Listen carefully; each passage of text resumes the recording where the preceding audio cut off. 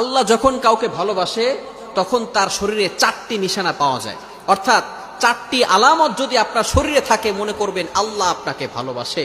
4টি নিশানা। 1 নাম্বার হচ্ছে যাদেরকে আল্লাহ তাআলা দ্বীনের সঠিক জ্ঞান দান করেন তাদেরকে আল্লাহ তাআলা মহব্বত করেন। নাম্বার 2, দ্বিতীয় নাম্বার হচ্ছে যারা বেশি বিপদে পড়ে আল্লাহ তাআলা তাদেরকে মহব্বত করেন।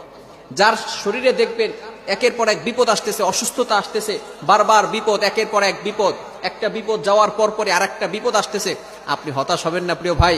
আল্লাহ তাআলা আপনাকে ভালোবাসেন। এই কোটি কোটি মানুষের ভিতরে আল্লাহ তাআলা আপনার প্রতি ফোকাস করেছেন, আল্লাহ তাআলা আপনাকে ভালোবেসেছেন বিধায় আল্লাহ পাক রব্বুল আলামিন আপনাকে বিপদ দিয়েছেন। মনে রাখবেন নবীদেরকে আল্লাহ তাআলা বিপদ দিয়েছেন। ইব্রাহিম আলাইহিস সালাম খলিলুল্লাহ এবং মিল্লাত আবিকুম ইব্রাহিম, যিনি সকল মুসলিম উম্মাহের সকল মুসলমানদের পিতা এবং সকল মুসলমানদের লিডার নেতা, সুতরাং ইব্রাহিম আলাইহিস সালামকে আল্লাহ তাআলা সবচেয়ে বেশি কষ্ট দিয়েছেন।